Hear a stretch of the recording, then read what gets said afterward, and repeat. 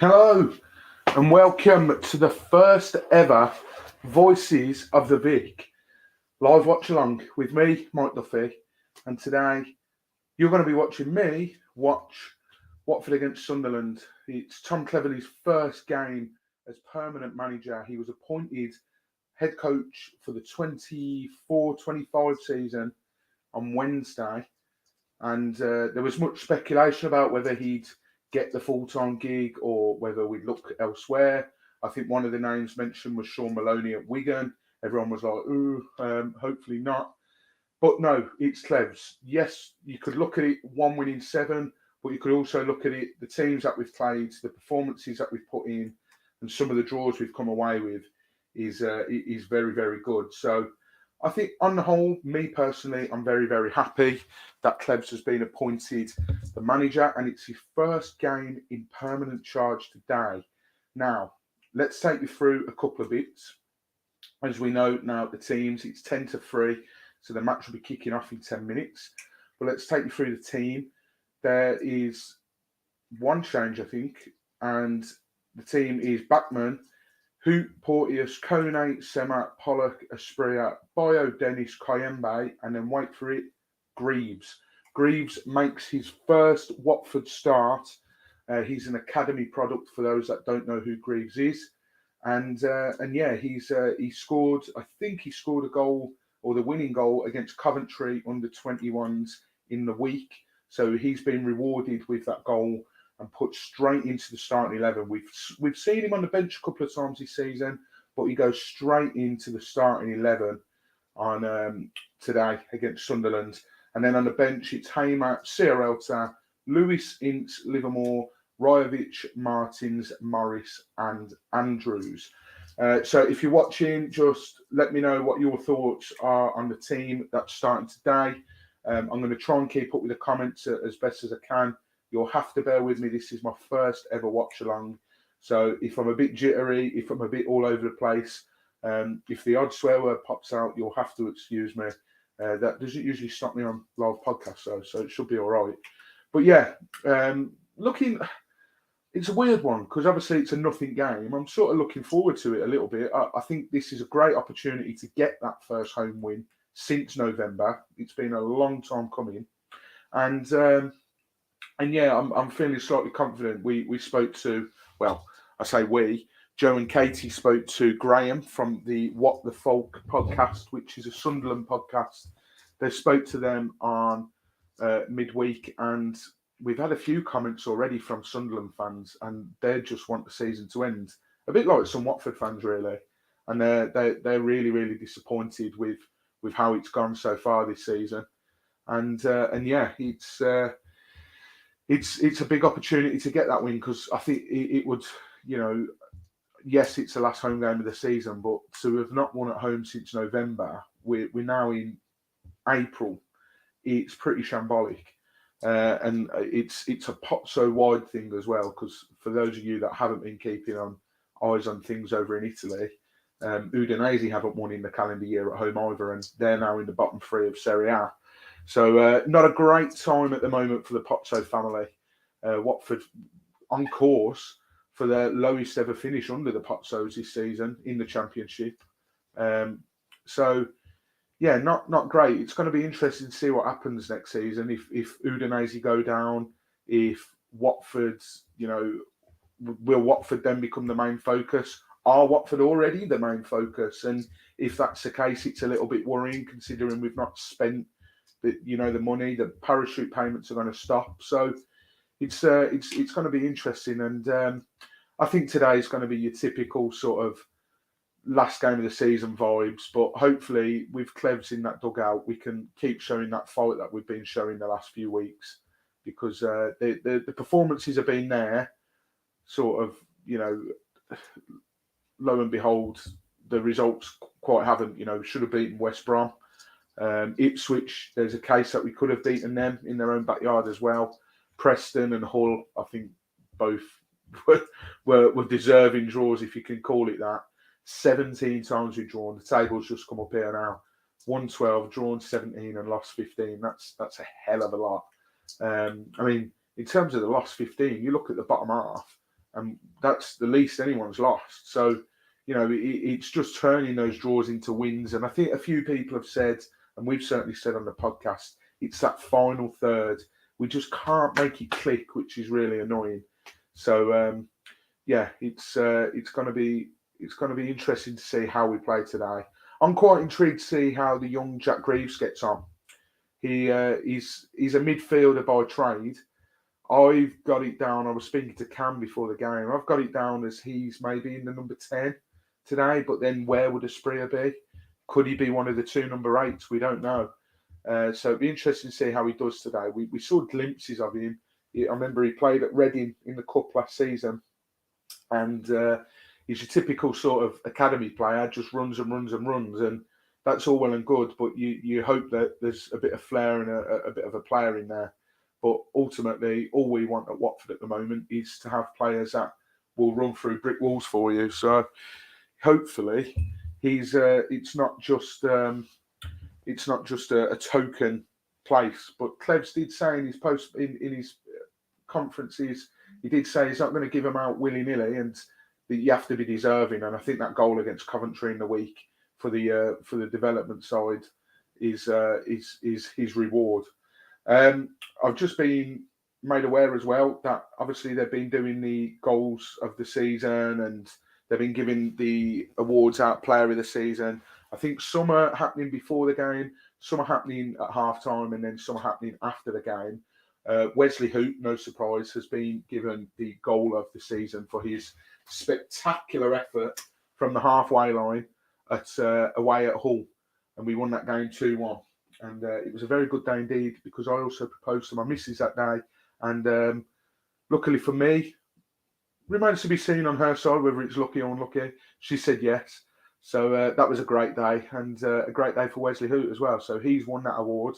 I'm going to try and find out if any of the other awards have been given out before the game, and if so, we'll talk about it in here.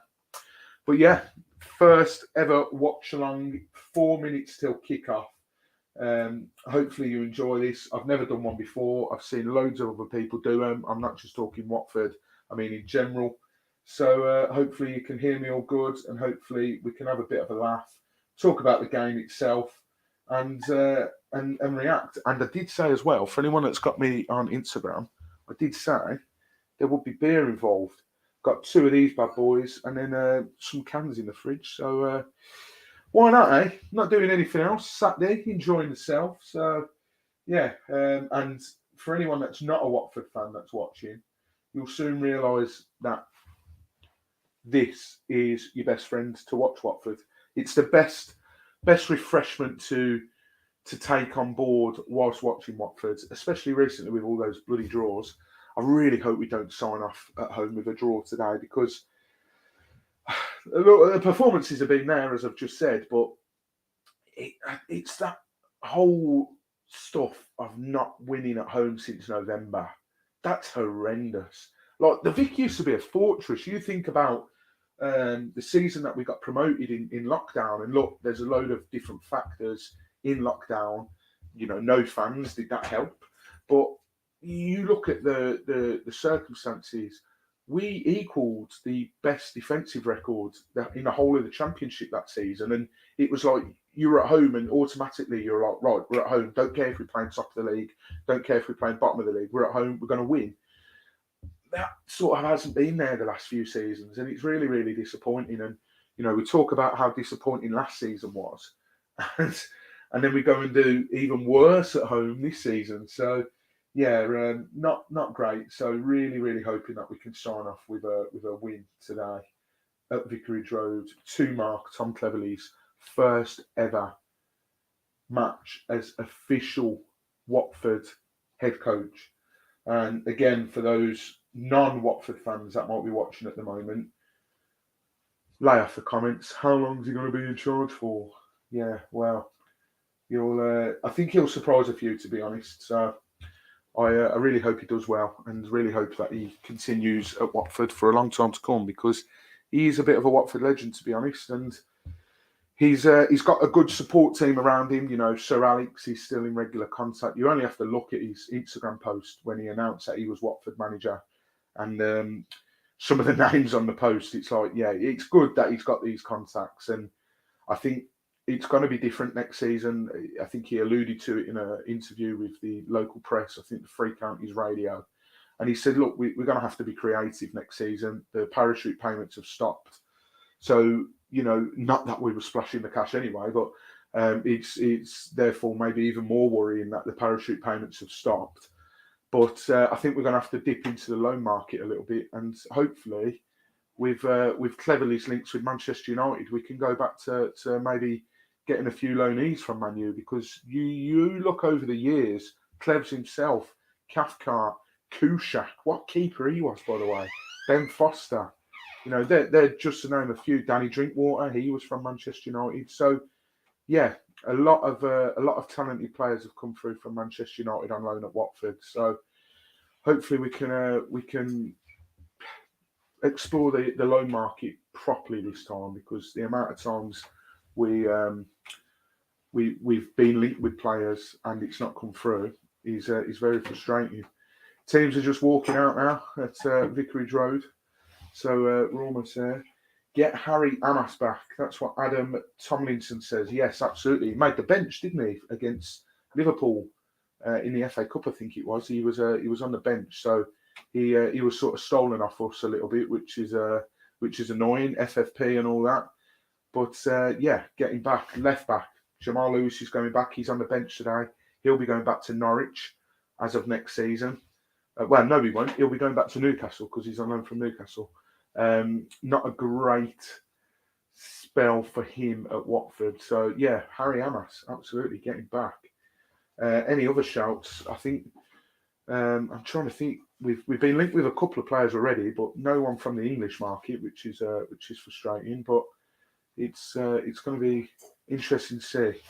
Happens with every club like ours. Saka, Sancho, etc. Yeah, well, Sancho probably the best example there. Completely snatched out from our academy, and look how he's gone on to do.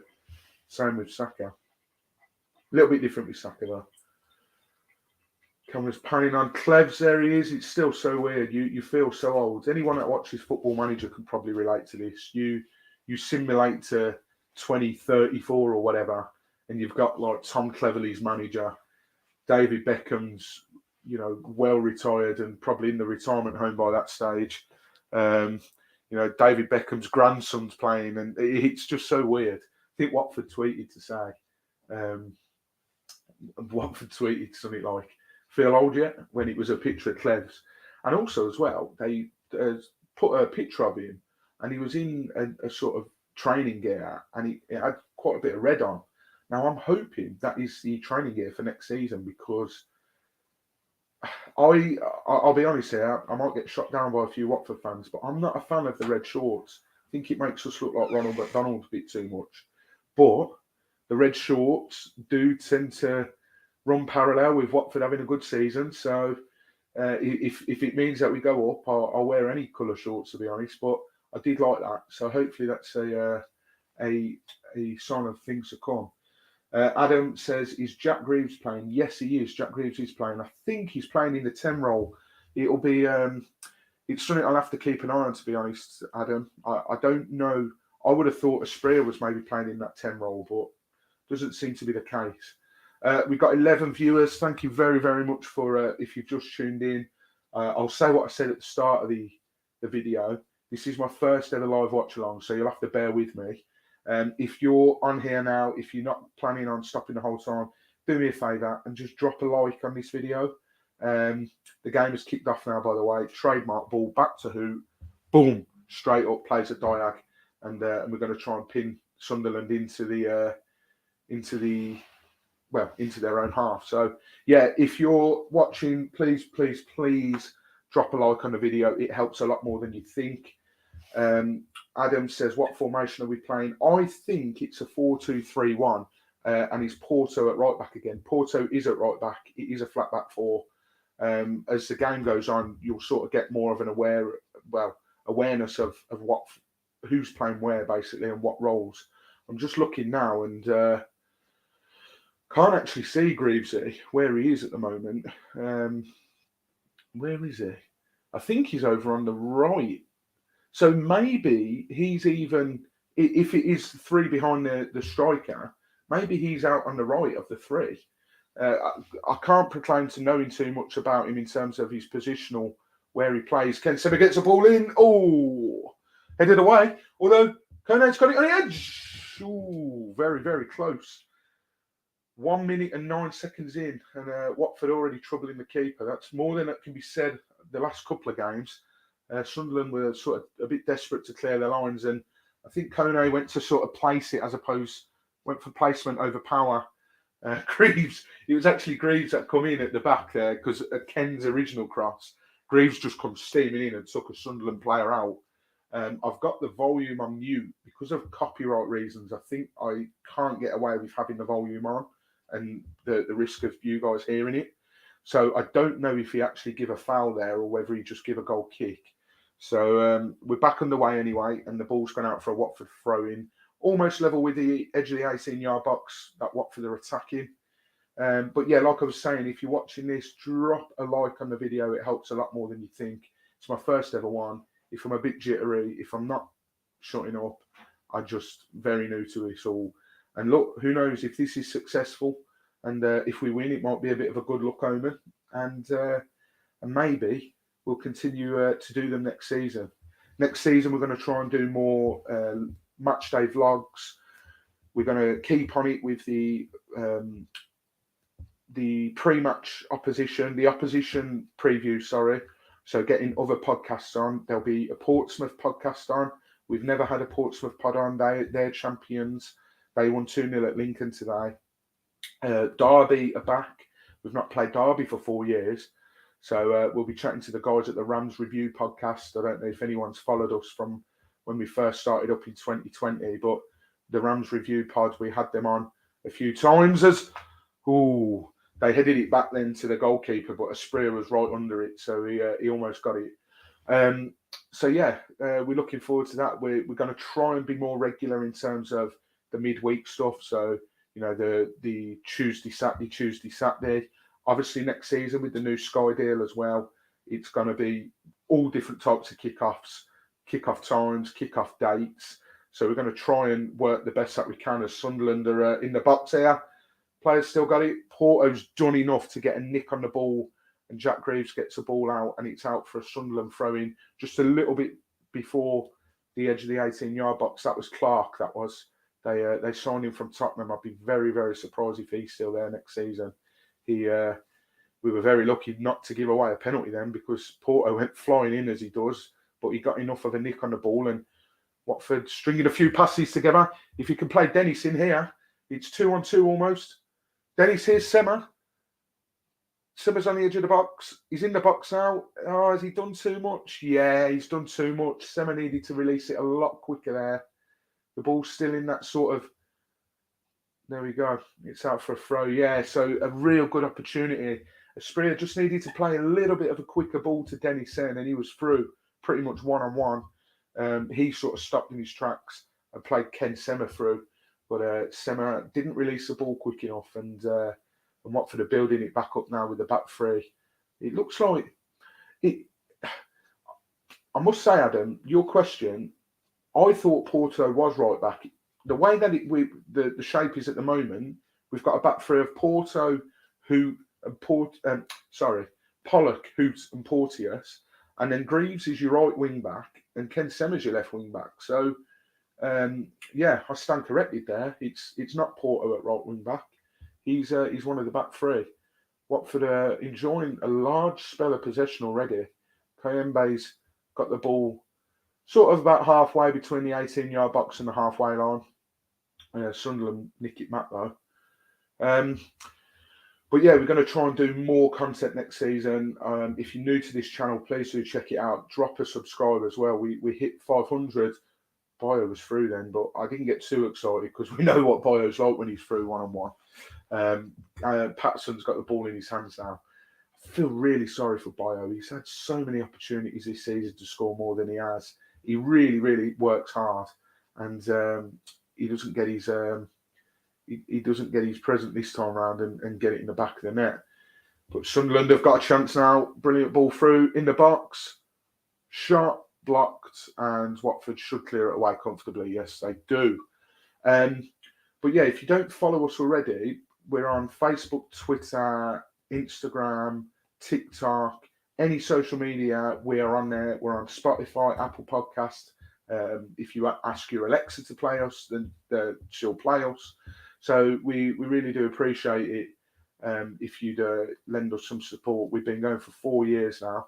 And like I say, don't forget to drop a like on this video. It will help more than you think. Now, I mentioned about having a beer. However, I have now realised I've sat down and Esprit has played Bio through. Bio's gone for a shot. Oh, he made Patterson work for it, but he shot sort of, I don't know, 30 yards out. He could have taken a few more touches there. I think he maybe thought Patterson was off his line, so I'll try and do him. But really odd decision to shoot there. Patterson sort of went down and made a diving save, but he didn't really need to. I must warn you as well, for those that don't listen to us or don't watch any of our stuff, I do have 2 cats who are in very close proximity at the moment. So if you hear any fighting, that's them guys. And Chandler usually likes to make an appearance, either by popping on my shoulder or running through the background or chewing the mic or playing with the wire for the mic or the laptop charger. So yeah, you'll have to excuse me if that does happen. But yeah, I've stitched myself up a little bit here. I've sat down and bottle opener. He's in the drawer over there. And you know, the watch-alongs that I've watched, the host doesn't usually just pop off to get a bottle opener and then come back. He usually stays and commentates throughout the game. So I'll do just that. But Patterson's goal kick is cut short. Watford have got it here. Pollock, Kone. Kone should have gone to his right, but he's sort of flip-flapped his man.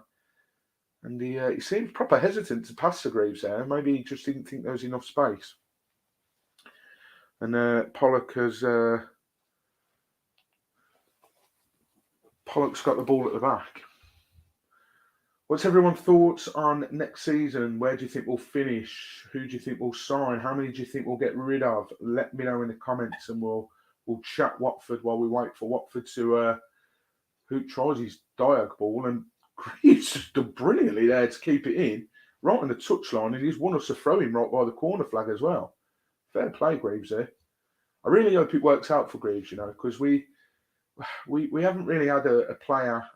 Well, obviously Andrews, but Andrews and Morris maybe that have come through. I mean, Morris probably don't count, but Andrews is the only real player that's come through the academy of late and really made a mark. And anyone that was supporting Watford before the Potsos come in will know that Watford have been a club over the years which has predominantly, brought players through the academy, and it just seems to be that isn't the case anymore. So Adam Tomlinson says, it's too early to predict where we'll finish. I will predict after the summer, but hoping we can try for top 6. Who knows? Who knows? We need to get bloody win here first, Adam. Let alone, aiming for the top 6 next season. I can't believe the football. I was saying to Cam earlier, can't believe the football season's finishing already. We got Middlesbrough away on the last day, which is on Saturday, 12:30 kickoff. Fair play to any Watford fans that are making that trip, by the way. 12:30 in Middlesbrough. If anyone's going, let me know what time you're leaving. That's going to be an early one. And then, the season's done. Although football won't be done for the summer because we are... we got the Euros, haven't we? Dan Hogg, do you feel a newfound respect for commentators today? Yes and no, because they're commentating on the game. I'm just watching it and passing comments. But yes, it is very hard. I have always thought about trying my hand at it, to be honest, but it's hard to keep talking. Let's put it that way. I don't usually have a problem on the podcast, but today is a little bit different. You don't want too many awkward silences, do you? So, all new to it. Adam says, I'm hoping we can keep Loser and Clevs can get the best out of him. See, Loser splits opinion for me. If it's true what's, come out and he couldn't be bothered or he didn't want to fight for the team. Do I want to play like that around? Absolutely not. But at the same time, he's clearly a talented lad, and maybe him and Val was just a classic example of player and manager not getting on. So it'll be interesting to see. One thing's for sure, I don't think Clevs will have any players that are just going to come here and pick up a paycheck.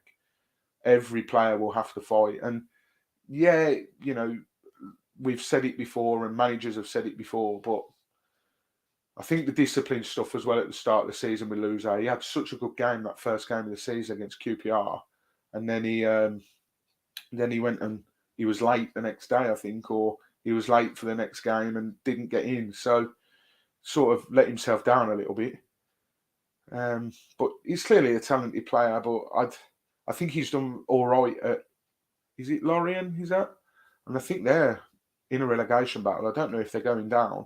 So I don't know if they'll be tempted to maybe put an offer in if they think they can keep hold of him. Adam also says, do you think Dennis will stay next season? It all depends on what happens with Nottingham Forest. Oh, talking of Dennis, he's through. Oh, he was almost through 1-on-1 then, but Spree has got it. About halfway between the halfway line and the edge of the 18. And that's the end of that. I think he tried to find Ken Semmer out on the left, but it was almost like he just wanted to clear the ball into touch. He absolutely wellied it at Ken Semmer then, and it just went out for a throw-in. So Dennis, by the way, he was through, and Sunderland players completely swiped him, and he's down at the moment receiving treatment. So really put myself in a bit of an awkward situation here over the fact that I haven't got a pissing bottle opener. And I wasn't meant to swear because apparently it bans you on the algorithm. So that lasted all of 27 minutes we've been live. So well done, Mike. It's probably the longest I've gone, to be honest, on a podcast without swearing. Hopefully it doesn't ban me on the algorithm. Bit of a nothing game at the moment, although we're 10 games. Loser's stats at Lorient, 10 games, 1 goal and 3 assists. Maybe he's not been doing as well as I thought then. We'll have to find a Lorient podcast and see if they see what they say about him. We managed to find a Toulouse podcast to speak to them about Reece Healy. Oh, talking of Reece Healy and talking of Huddersfield, there's a few stipulations and outcomes that could happen today in the Championship. Our game's a dead rubber. Nothing's happening. Neither team's going up. Neither team's going down. Sunderland are 3 points above us, and Watford are, I think, we're 15th at the moment. So it's always interesting when there's stuff that could happen. And I find it even better when it's not the last day of the season and stuff could happen. So there's a couple of outcomes here today. So Huddersfield will be relegated if they lose to Birmingham, or if they draw, Sheffield Wednesday win and Plymouth avoid defeat. Birmingham can be relegated today if they lose to Huddersfield, Plymouth and Sheffield Wednesday win and Blackburn avoid defeat. And then Norwich will confirm a playoff place if they bet a Hull's result. West Brom will confirm a playoff place if they bet a Hull's result. And then just a few other bits about Stoke, Blackburn and Plymouth all being able to confirm safety today. But if anyone's got any of the latest scores, or if anyone can tell me what the scores are, I annoyingly can't check my phone because my game is usually about a couple of minutes behind real time. So the amount of times I've checked the score app by mistake and then seen, shit, there's been a goal in the game I'm trying to watch. It's very frustrating. So yeah, some teams could get relegated today. So let me know who you think is going to go down. Is it going to be Huddersfield and Sheff Wed? Is it going to be Sheff Wed and Birmingham? Is it going to be Sheff Wed and Huddersfield? Let me know. I think it's Birmingham's year this year to go. They've fought it off in the last few seasons, and Sunderland, the forward here, could be in trouble. Their number, it's hard to tell their numbers on the back of their shirts. I think it's 52. No, they've run into danger there. Watford broke here. I'm not sure who played that ball over, but Dennis has got it. Can he bring it forward? He does bring it forward, flip-flaps his man. He's got no options. He finds a sprayer. A sprayer plays it through to Dennis. Dennis in the box. Oh, Dennis tries to square it to Bio, but it doesn't come off. And Sunderland don't really clear their lines very well. Kayembe's got it on the edge of the box. He likes to shoot just over. Never mind.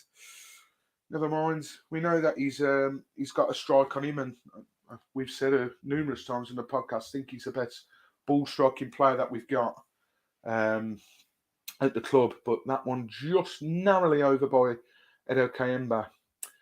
No goals at all in the Championship currently.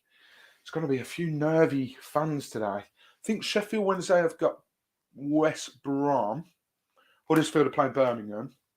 I don't know who Plymouth have got. I think I saw. No, Plymouth haven't got Millwall, have they? Yeah, some interesting games. Oh my God, Kone played a ball back to Porto then, and Porto just completely missed it. And there was a Sunderland player, but the camera didn't show you that Batman was just there, like waiting to recover it. So Millwall away, Plymouth have got. Sunderland have got it down on this right-hand side. Number 22 gets a brilliant ball in. Porto chests it back to Daniel Batman, and Batman says, "Thank you very much, I'll have that." And he's got the ball in his hands. What's everyone's thoughts on Batman recently? Since Klebs has took over, he's just put an arm around him, and he's just said, "Look, mate, calm down, for one, because he's too passionate at times. And look, I'm never going to complain about having a passionate player, but he vents it the wrong way. He shows his passion in the wrong way."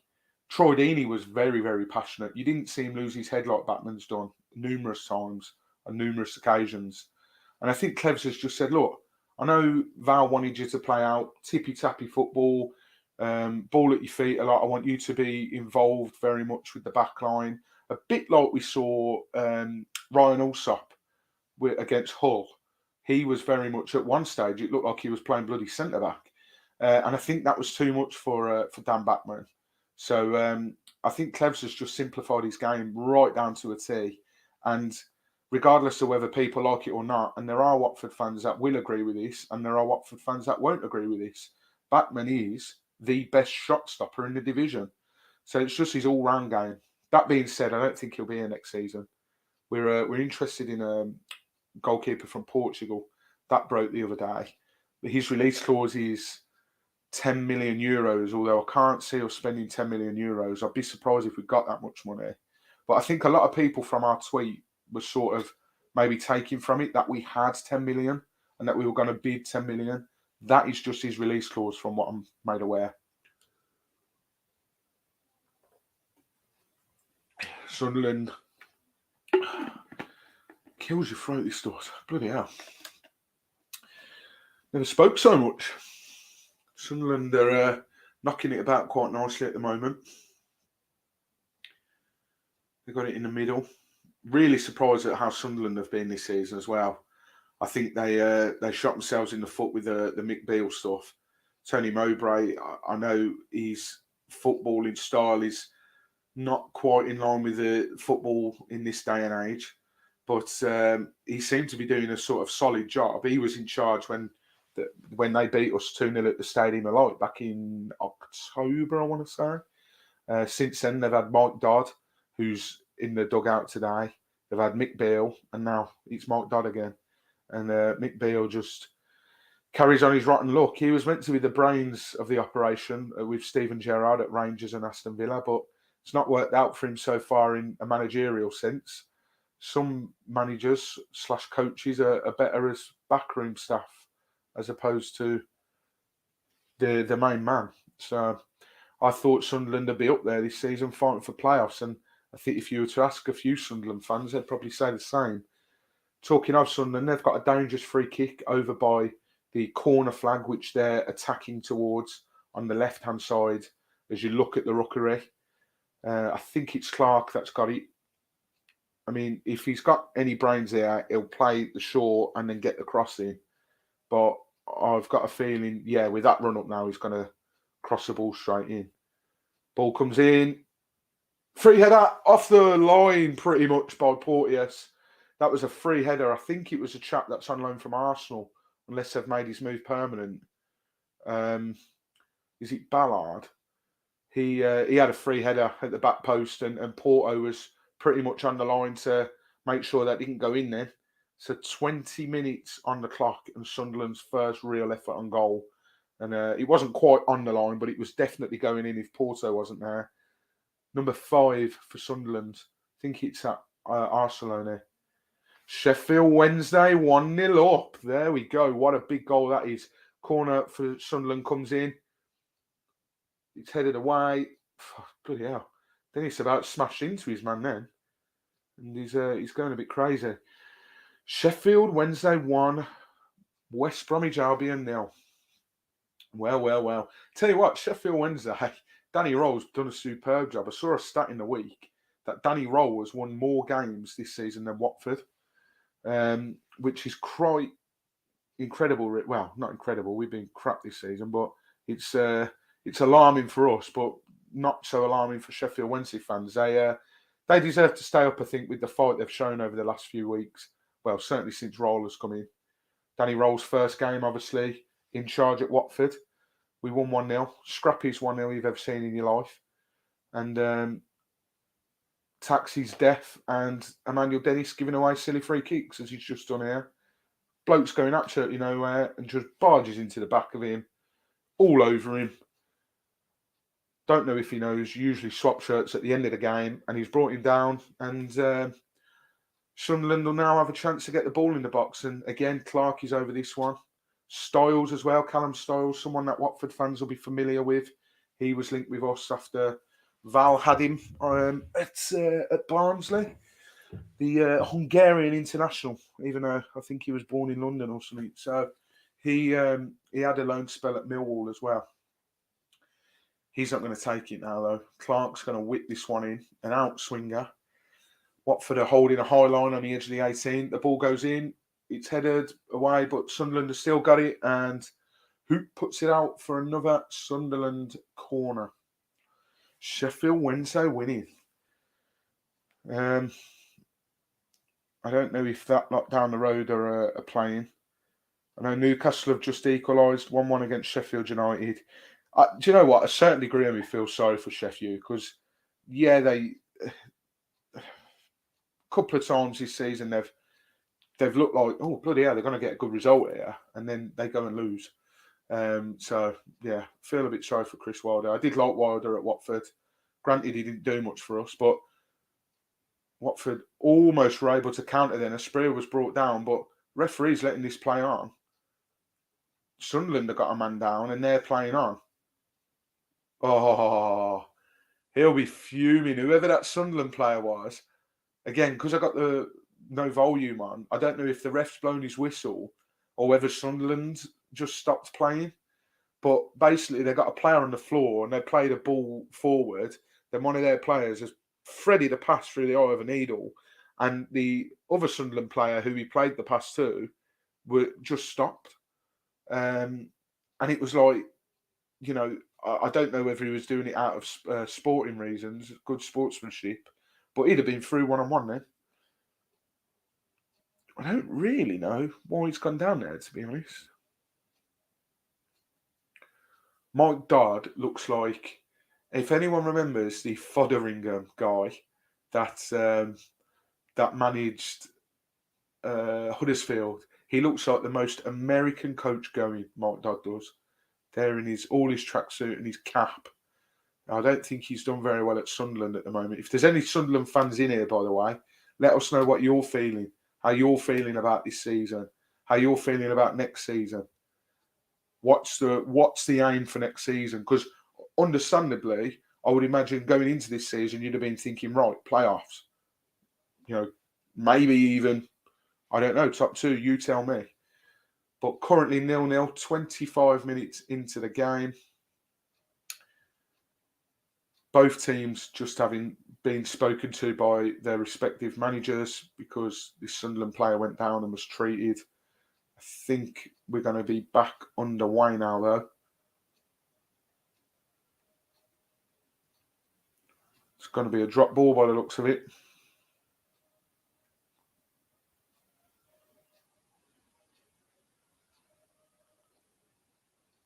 Yeah. Clark and Kone are going to... Clark's asking, do you want me to play it back? Ah, right, yeah, okay. Drop ball, Clark plays it back, and Sunderland restart again.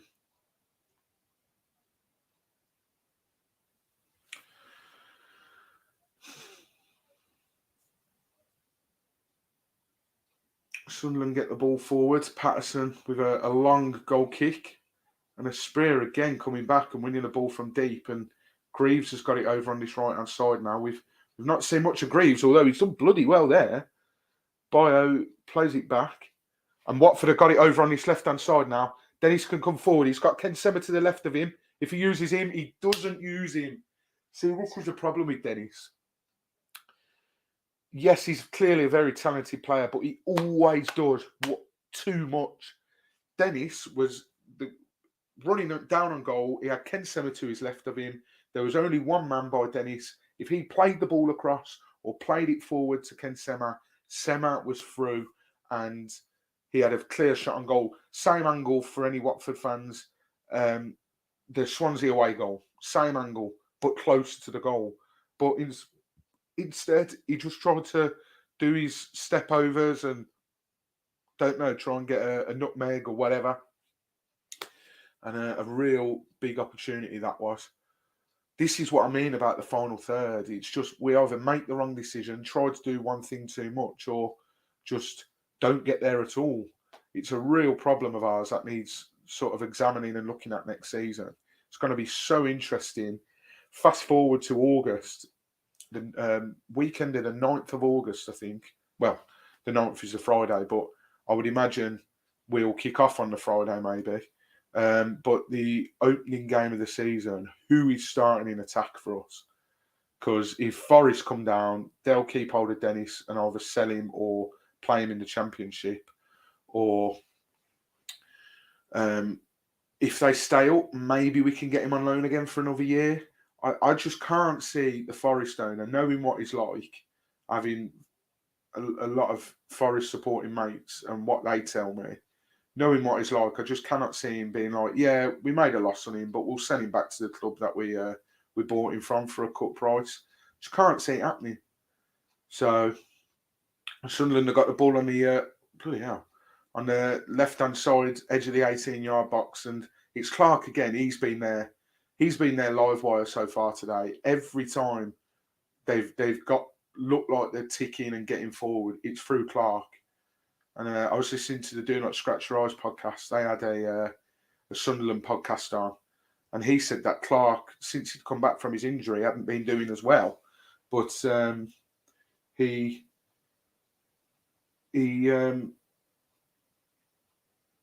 been one of the better players today. So throw in, headed on, and Batman comes out to claim it. Don't know if there's a bit of a delay. Is there any connectivity issues? I've got up a separate stream. Dan says, talking of Forest owner. Oh, Asprea's got the ball back. Oh, brilliantly done. He just evaded a slide tackle, but then couldn't keep hold of it. And then Watford give away a foul halfway between halfway line and edge of the 18. Dan here says, talking of Forest owner, I could easily see Dennis ending up at his other club, Olympiacos. Yeah, wouldn't rule it out. They're in the semi-final of the Europa Conference League. They're playing Aston Villa on Thursday. So it'll be interesting to see if they go on and win it. Olympiacos, that is. They've got quite a few ex-Premier League players kicking about at Olympiacos. I didn't quite realise. But yeah, could well end up at Olympiacos. He's been in Turkey, so I wouldn't rule out him going abroad again. And if I just can't see the Forest owner being like, yeah, we paid you 18 million, have him for 10. Not that we've got 10 million, but just an example. Ball played through. Sunderland were through 1-on-1 then, but luckily it was too far out to the left. And Clark again, too far out to the left, and the liner's got his flag up anyway. So I think I don't know if I've got another laptop set up here just as a backup, and a couple of times this screen has frozen. So you'll have to tell me if my connectivity is bad, and you'll have to bear with me as well. Hopefully it's just this laptop because it's frozen a couple of times, but hopefully it's all good. Bio's bearing down 1-on-1. Oh, that number 5 again. Anthony Patterson come out. Silly free kick to give away. Bloody hell. Patterson come out, completely missed the ball, but that number 5, I keep meaning to get his name. He had Bio bearing down on him, and I think Patterson come out, but he was saying, no, I've got it. And he only just got away with it, and then Bio clipped the back of his heels, and he went down and won a free kick. So, very frustrating game so far. Don't know if I can even say it's been more lively than the whole game, because I don't think it has. I mean, we've had one shot, which was, one shot on target, and then maybe another shot which maybe got us off our seats a little bit. But other than that, nothing really. Kayembe's got it here though, and he finds Dennis. Dennis loses a ball, and now Sunderland can come away, and brilliant ball poke through, and Hoot's going to get there just in time. He does, and I think it's that man again, Clark, almost wins his team a free kick, and Sunderland has still got the ball, but they play it back, luckily, for Watford. Don't know why they didn't go forward then. No stream issues at my end. Thank you very much, Dan. Sunderland is back at their goalkeeper now. Anthony Patterson, come through the academy at Sunderland. One of the players that they're very proud of. I think Sunderland are quite proud of the academy players, as are most teams. But I think they've had a few come through the academy in recent years that they're very excited about. And I think Patterson's one that's definitely got the Sunderland fans purring. I'm led to believe as well they've got another goalkeeper out on loan at Darlington, which is where Jordan Pickford went from Sunderland. And the Darlington fans are apparently saying that he's much more advanced than Pickford was at that age when they had him on loan. So I think they're getting a little bit excited about potentially having another, I'll call him superstar, because Pickford's gone on to have a decent career, for England at least anyway. So I think they're looking forward to that, to be honest. It's quite a scrappy game as well. Norwich have equalised 1-1, and I just saw as well, score come up, Bristol City are beating Rotherham 1-0.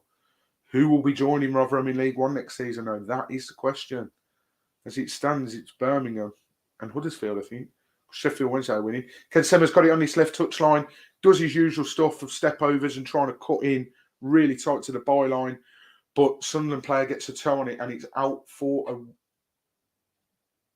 I swear to God that was a Watford corner, but now Patterson's got the ball and it looks like it's a goal kick.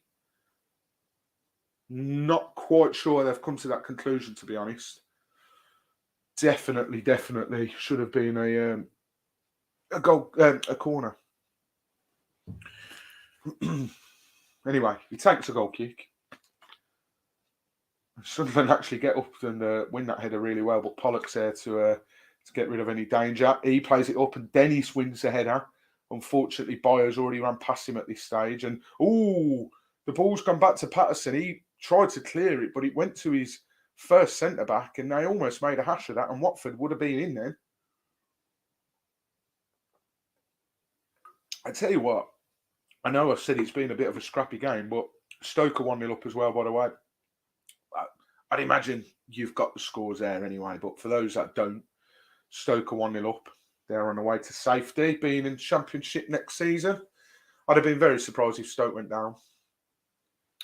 It seems a bit odd that they will be playing in League One. You look at some of the teams, like just going off a tangent here. You look at Notts County, how their ground is in League Two. We'll come back to that because Wesley Hoot has to get a foot in to stop. Yeah, you guessed it, Clark. Yet again, he's a class player. That Clark is. You can see why Tottenham bought him. I'd be very surprised if he's there next season. But yeah, you always look at Notts County in League Two. Notts County were in the bloody conference with a stadium like that. I'd just find it mad if like a stadium like Stoke back in League One. Patterson clears it, and Asprilla picked it up on the halfway line because his clearance went back to there. But we've gone back to Backman. He's not had much to do. He finds a spear in the middle. Backman does. That was a bit of an unorthodox pass, but it worked. Kone in his bright pink boots, easy for me to say, plays it back. Oh my God, Porteous almost got caught dilly-dallying on the ball then, but he plays it back to Backman, and then Backman plays it back to Porteous as well. Porteous finds, that's brilliant play. Porteous finds Bio, who then finds Asprilla, and that pass just shy of being inch perfect for Dennis. So Luke O'Nien, the former Watford Academy man, is able to put the ball into touch. And Greaves has just flicked it past his man. Oh, see what I mean? It's that final third just doesn't always click for us. Kayembe's got it on the edge of the box. Shoot. Bio had it. It was bouncing around and all sorts. We seem so reluctant to shoot sometimes, considering at one stage we'd scored the most goals from outside the box. We've got it on this right-hand side. Cross tries to go in, but it trickles through, and Sunderland are able to get it away. Hoot there nods it down. Pollock's got the ball just outside the centre circle. Now Kone's got a bit of space. If he can find Ken over on this left, he doesn't. He cuts in on his right and he shoots, but it's well wide.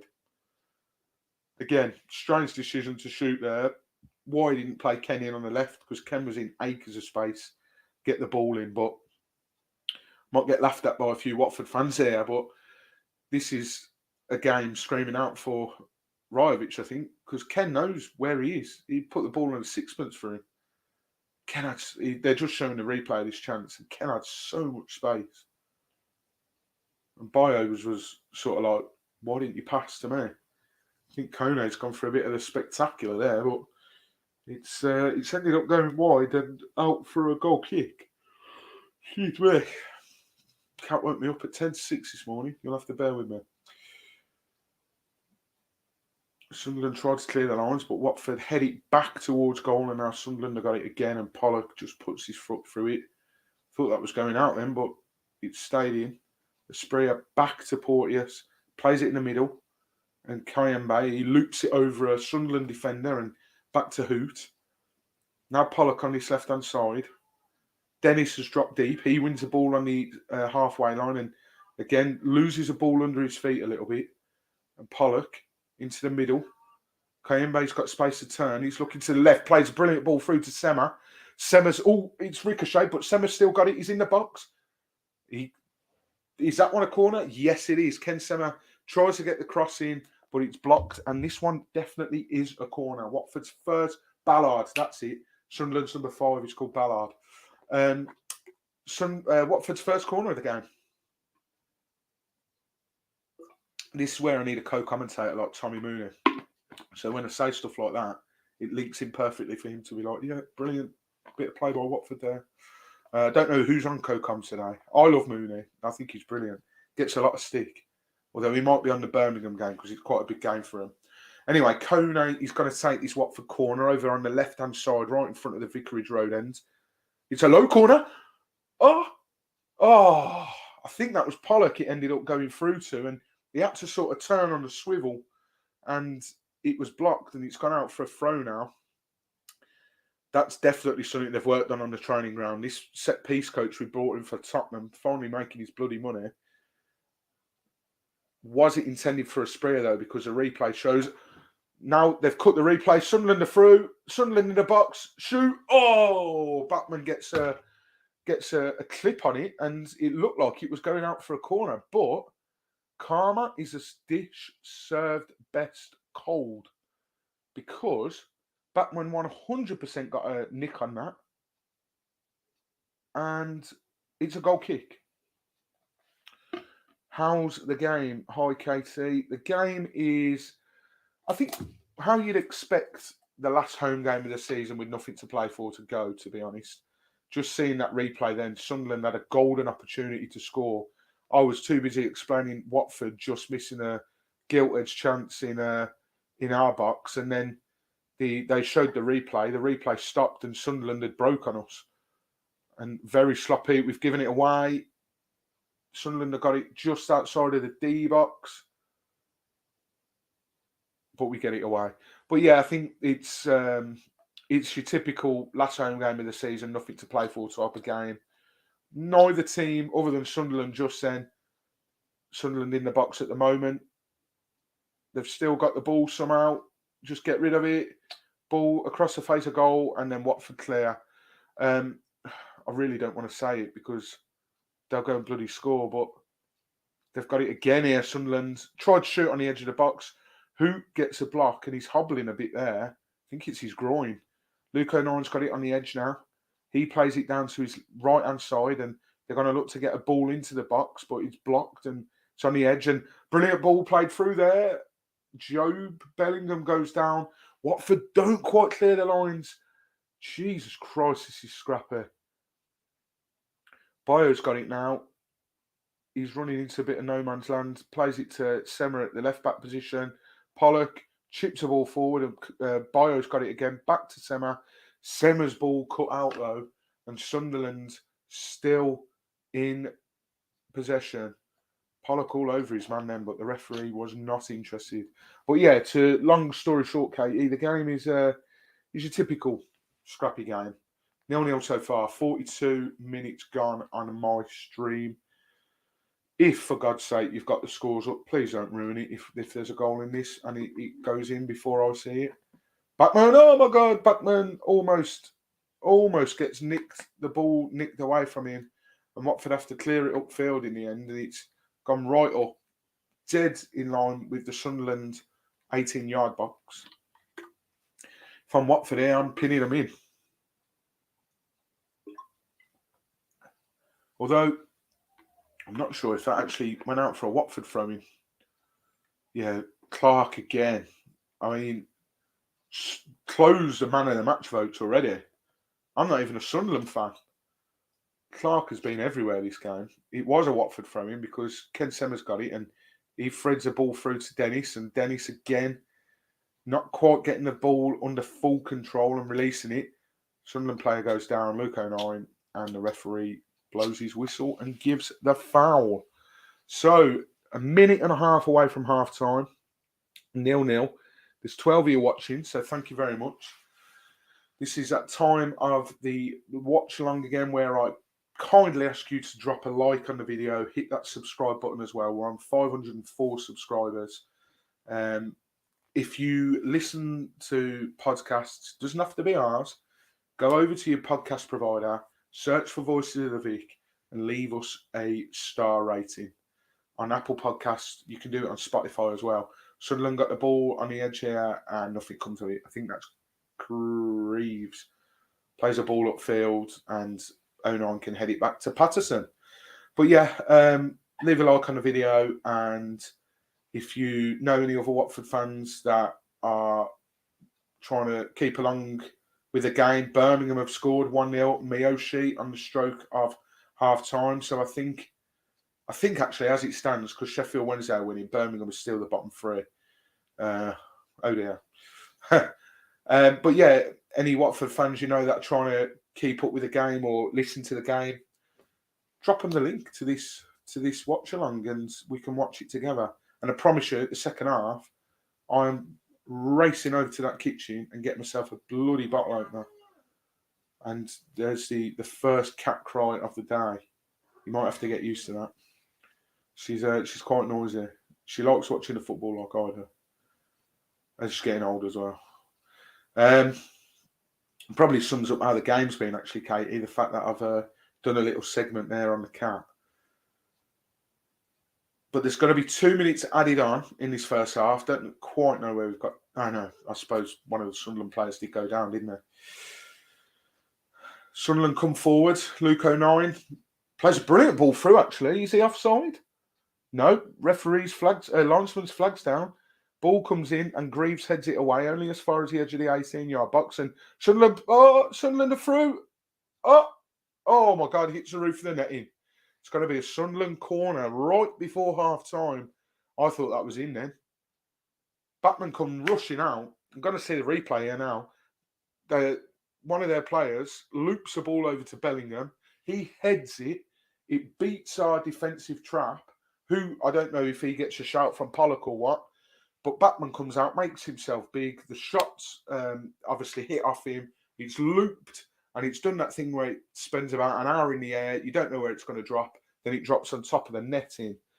So Sunderland are going to deliver this corner. The ball comes in, and I think the referee's given Sonny so soft nowadays. I'm not complaining because it's to us, but it's bloody frustrating when you're trying to attack like a corner or free kick and the ref's blown up for the smallest little thing. At half time, by the way, I'm going to put a little picture on the screen or something, or a little video. I might disappear off the screen just for half time, bit of a refreshment break, and then we'll be back for the second half. Hopefully, you guys will continue watching along. Offside there for Watford. Ref's just going to blow it there. I think, yeah, he does. Half time, Watford 0. Almost said Southampton. Sunderland 0. Not a great game, to be honest. Let's run you through some half-time scores, even though, again, you've probably already got them. So the early game today, West Ham 2, Liverpool 2. Half-time, it's Fulham 0, Crystal Palace 0, Man United 0, Burnley 0, Newcastle 1, Sheffield United 1. I was going to tell you who scored then, but it's that guy with a really long name for Sheffield United, so I'm absolutely not pronouncing that. Wolves 1, Luton Town 0. Brilliant stuff. Thank you very much, Wolves. We're all Wolves, are we? Championship, Blackburn 0, Coventry 0, Bristol City 1, Rotherham 0, Cardiff 0, Middlesbrough 1, Huddersfield 0, Birmingham 1, Millwall 0, Plymouth 0, Norwich 2, Swansea 1, Sheffield Wednesday 1, West Brom 0, Southampton 0, Stoke 1, and Watford 0, Sunderland 0. And the evening game tonight in the Prem is Aston Villa against Chelsea. And then in the Championship, it's Hull against Ipswich. As it stands, the permutations, Norwich are up to 5th, West Brom are 6th because they're losing at the moment. Hull still in with a shout of playoffs because if they win, they'll be on 72 points, which is what West Brom are currently on because they're losing. Sheffield Wednesday up to 20th on 50 points. Plymouth on 49, level on points with Birmingham, who occupied 22nd, which is one of the relegation spots. Huddersfield on 44 points. They're as it stands, they're gone. And Rotherham, who are already gone, on 24 points. That's mad. 24. Shocking. So Plymouth in danger. They really could do with getting a result against Millwall. But Birmingham winning and still in the bottom 3. So not great. And then nothing of significant note to report in League 2. Wrexham are losing, if anyone's bothered. So yeah, we're going to take a quick break now, and I will be back in 2 ticks. So yeah, please stay, grab a drink, grab a beer. Saturday, why not? Grab a beer, grab a drink, and come back nice and refreshed.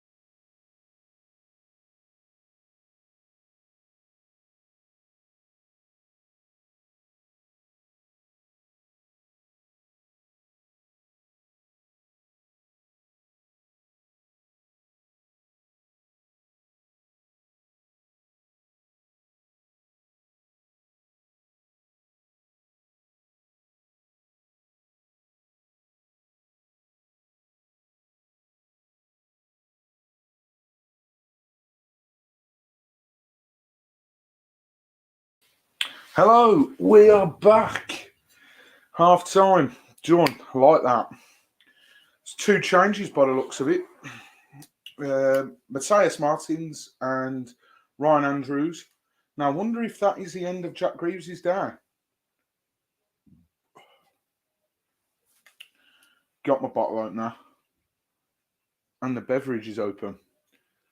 Crisis averted. There's a staff member in the back who's clearly just been given a Watford shirt from someone. And I've just opened it up and it said 18 Hamilton on the back. So any Watford staff members called Hamilton, got himself a nice new shirt. It's end of the season. Why is he buying it now?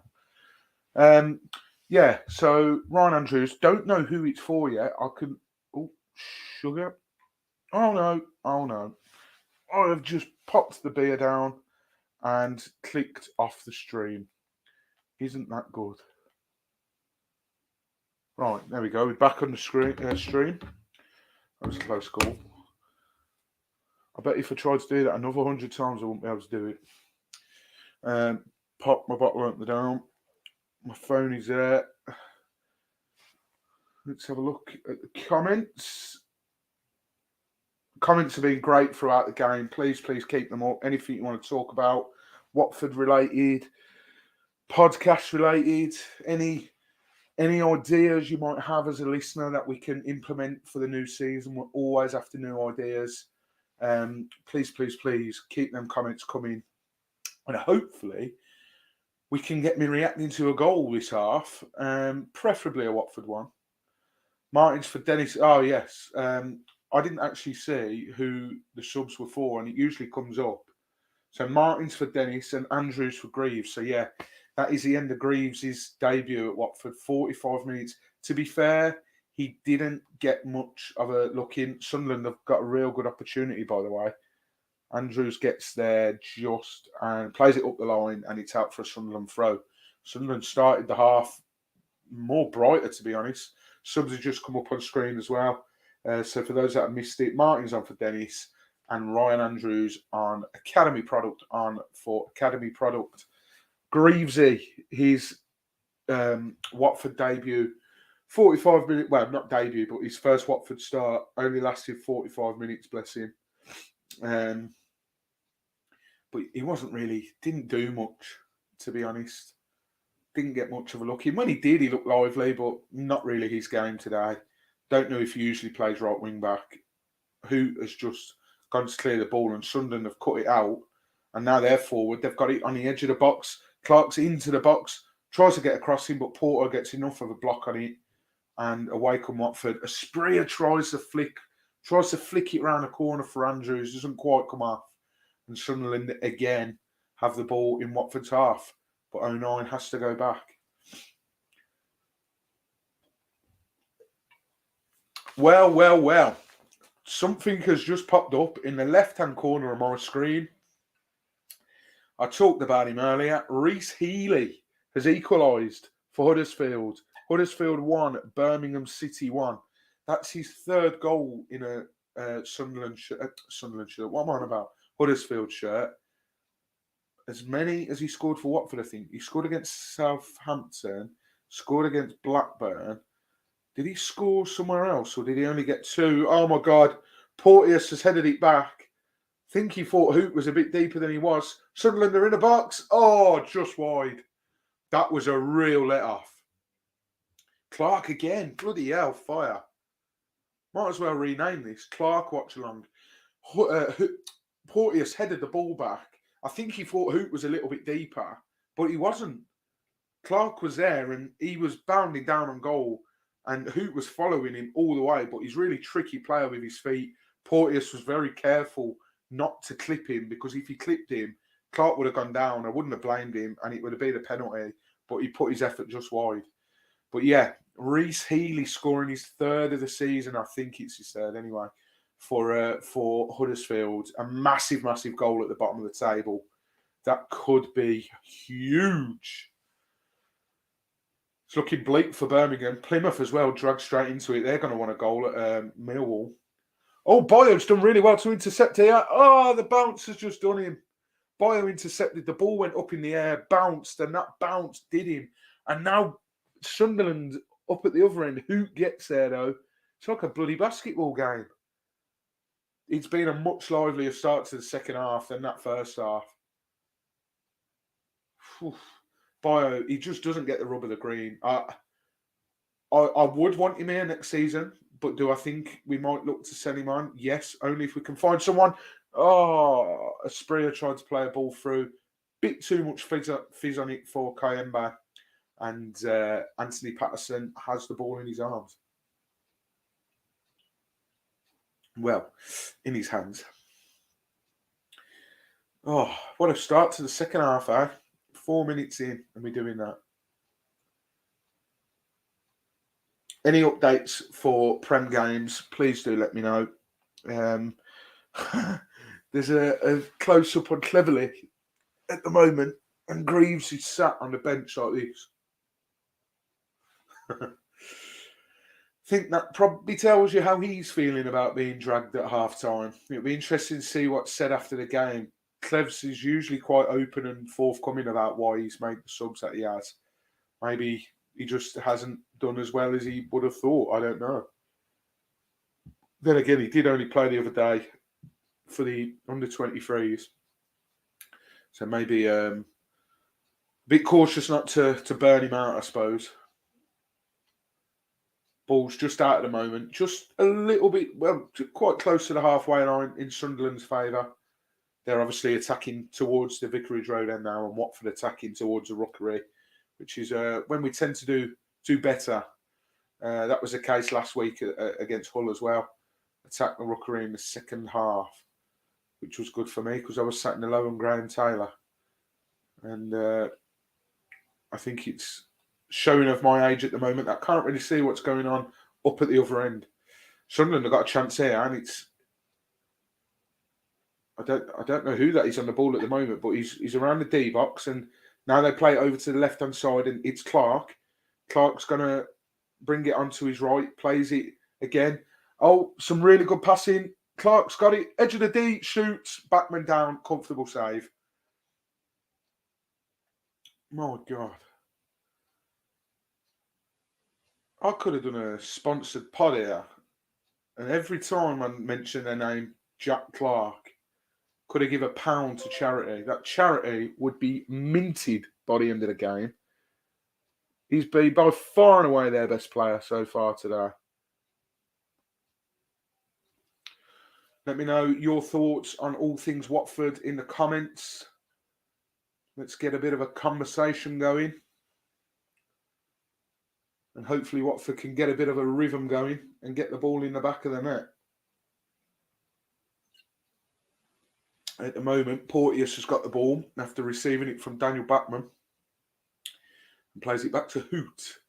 Middlesbrough are 2-0 up away at Cardiff. Finn Aziz. Middlesbrough, the opponents for Watford next week in the last game of the season. And Watford come forward here. It's Martins. Plays it through. Wasn't intended for Andrews. Andrews tries to get a shot away, but it's blocked and will go out for a throw. About 10 yards up from the edge of the 18-yard box. Andrews looks to play it quickly. Didn't have a great game last week, Ryan Andrews, against Hull City. Hoping that he can make amends this week. And the throw-in's taken and Kone's got it now. Kayembe's got a lot more time and space than he thinks. Plays it back to Porteous. And now Hoot.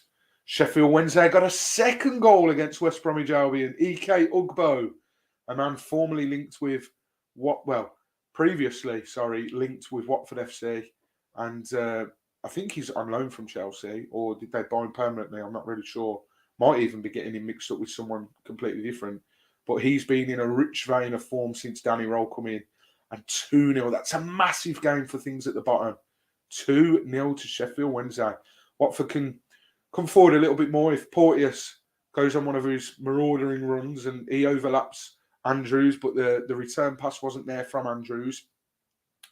Esprilla's got the ball, plays it into the centre circle to Matty Pollock, and Pollock will play it forward to... I don't even know who that is. Oh, that's Martin, sorry. But he plays it to Ken Sema. Ken Sema can get the cross in. Does he find a Watford man? No, he doesn't. Kayembe's there on the edge of the box. Brilliant save. Wow, what a save by Anthony Patterson. I think he's hurt himself there because it was like he stuck an arm out and got a real strong arm on it. And Kone goes for the curling effort, but it's well wide of the post. I think he's hurt himself there. Kayembe very, very close to a goal there for Watford. I'll just talk you through that again because I didn't know who it was. But Ken Sema doing what Ken Sema does best. Waits, sort of feints his cross. The Sunderland player like goes to block it, gives Ken all the time in the world then to actually cross it because the Sunderland player's on the floor. Ball comes in. It's headed out to around about the penalty spot. Kayembe marks it up brilliantly, hits it. He gets over the ball, which is key because if he gets under it, it's going straight over. And Patterson gets a hand out to save it, and he's feeling a bit of discomfort with his hands. So whether that's something that he's going to play on through, or whether Watford needs to even test him, as Ken Sema's got the ball down on his left hand side again. I don't know if he knows he can play. He's brought down there, but the referee, come on, ref. Wow. Well, Ken Sema's brought down there, and the referee not interested. Not a jot. Not one single iota. Not interested, and he's given a goal kick. Well, Watford very, very close to opening the scoring here in the second half. Great save from Patterson.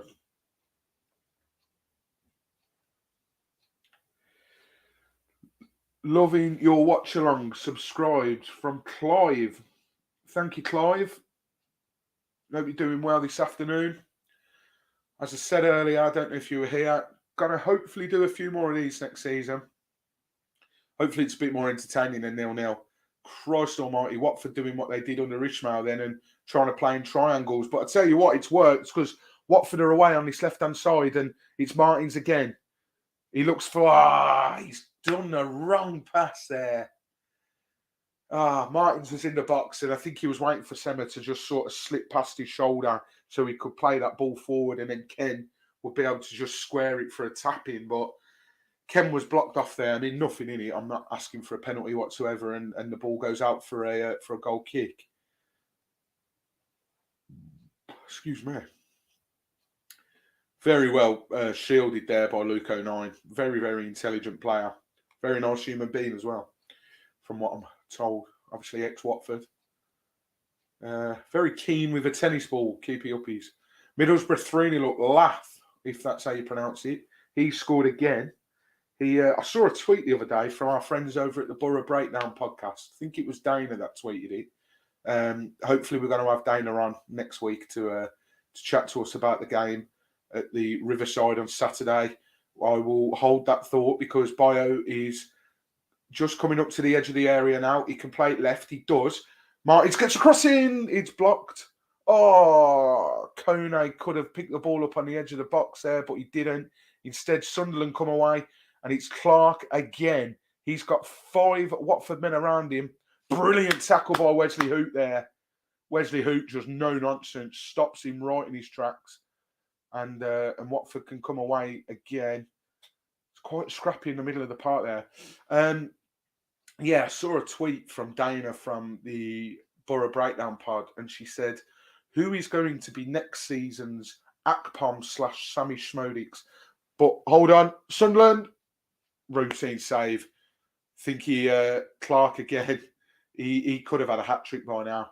I don't know whether he was going for placement over power there, but he was slipped in. Porteous was trying to catch up to him, and he's just going to sort of place it into the bottom corner. And Backman makes a routine easy save. If he goes for a little bit more power there, I think he beats Backman. But Clark will be kicking himself if he comes off the pitch without a goal today. He's been key for Sunderland.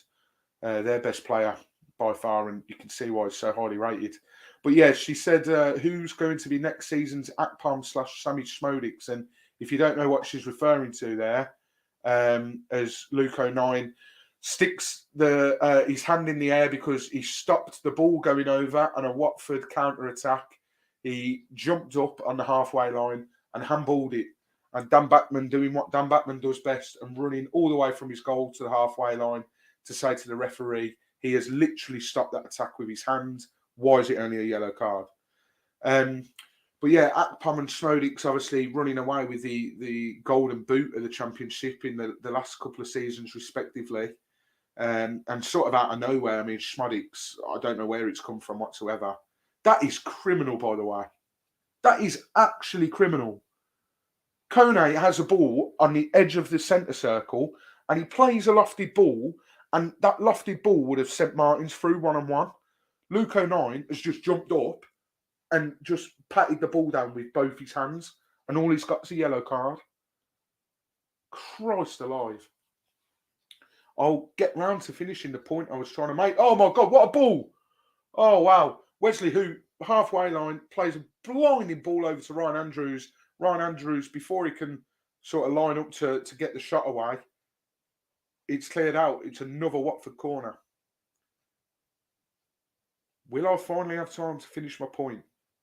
The point is they are unlikely goal scorers getting the most insane amount of goals. Schmodix has got 30 this season in all comps. I think next season it's going to be that laugh for Middlesbrough. He's on fire at the moment. Asprey delivers a corner in. There's a Watford player down on the decks and it beats everyone and goes out for a goal kick. Few and far between Watford set pieces. So either a brilliant delivery or it just misses everyone. Usually the latter. Tom Ince has got an iPad here, so they're just doing a close-up on Tom Cleverley. Stood there with his arms folded, shouting his instructions. I think I'm not great at lip reading, but I think he's just asked Yasser if he's all right. But I could be wrong. In the background, Tom Ince was watching something on an iPad and then give it back to one of the backroom staff. Could we potentially be seeing Tom Ince come on in what could be his last game in a Watford shirt? Or he might play next week. His last game in a Watford shirt at Vicarage Road. Could he go back to Derby? Derby have been promoted today back to the Championship. First time in 3-4 years. Could he go back there if he's a free agent in the summer? Asprey has done brilliantly here. He's round his man. Can he get the ball in? He's down by the touchline on the right-hand side. Brilliant ball in, but there's nobody there. Nobody there, and Sunderland can maybe counter. Brilliant ball by Sunderland. It's Clark. He's 1-on-1, but he's pushed over to the right, and now Watford have got 4 men back. What can Clark do?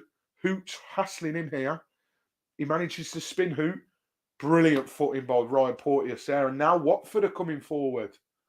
This is Martins again. All he has to do is run at his man. He tried to play a cross field for Andrews, but it's cut out, and Sunderland take the absolute sting out of it. If you're just tuning in, thank you very much for watching. Not your average watch along, a fat bloke on a sofa with a beer watching Watford 0, Sunderland 0. I'm no Goldbridge, if that's his name, or Brent de Zazar, his real name. The Nottingham Forest fan who lives in Solihull, but is a Man U fan for social media purposes. Brown Electrons, Yawns, Brown Electrons, up the mighty Watford. But yeah, hope you've enjoyed it today. Like I say, we might do more of these next season. The figures have been a lot better than I thought they would actually. So thank you very much. Don't forget as well, this will be out as a video at the end because it just uploads to YouTube, obviously.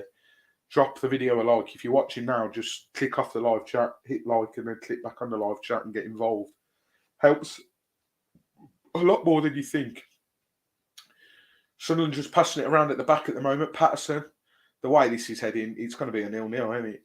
But I just think if Clark was more clinical, bloody hell, we'd be on the end of one hell of a spanking. Although, with that said, we've not been bad. If we were more clinical in the final third, it could be a 4-4, like a blinding game. But Clark's got it again, and he plays a nice, neat ball across to his counterpart in midfield. They've got it over on the right. Cross comes in, and Batman's there, able to claim it. Sunderland fans have sold out that away end, by the way. Brilliantly done. Last home game, last away game of the season for them, I think. I'd imagine they'll be at home next year, next week. Hold that thought, though, because Kone, it's Andrews, he's through, 1-on-1. Oh, yes, gets in there. Ryan Andrews, the man with a goal. That's how you shut the haters up. That is how you come back after a poor performance last week. Brilliant, brilliant stuff. Ryan Andrews 1-0. I did see Brown Electrons just put in Andrews. Now, I think he's recently joined because I did say, unfortunately, my stream seems to be out by a minute, if that. So that comment did come in. Ian Hiles, cheers from Kilmarnock in Scotland. Enjoy that Asahi beer. Thank you very much. I will now that we've scored. Ryan Andrews, the man on the score sheet.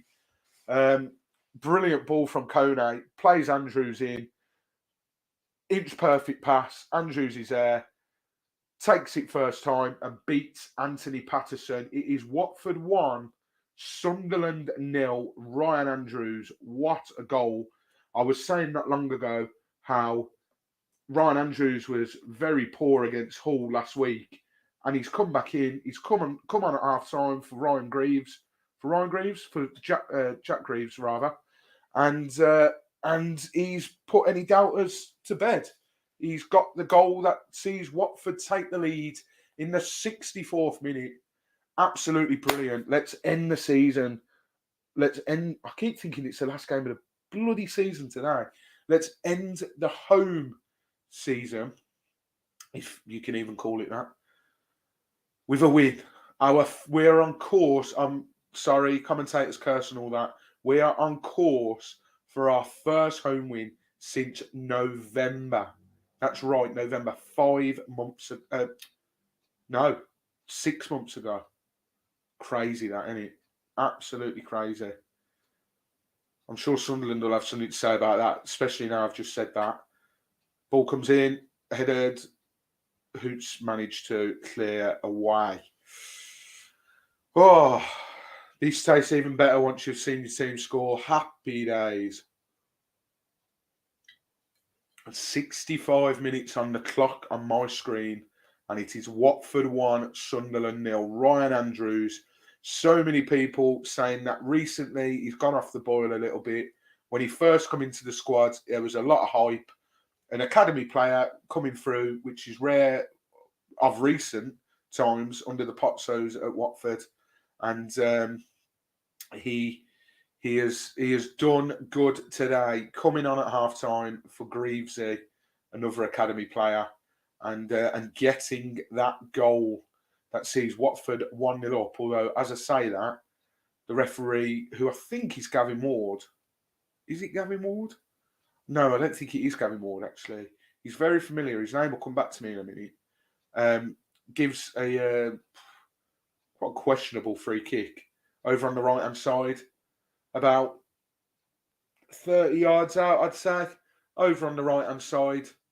So they're going to get chance, Sunderland, now to whip the ball in. Number 10.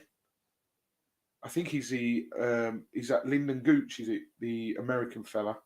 Looks very familiar anyway. He's going to get a chance to whip the ball in. 3-0 to Sheffield Wednesday, Dan Ogg has just said.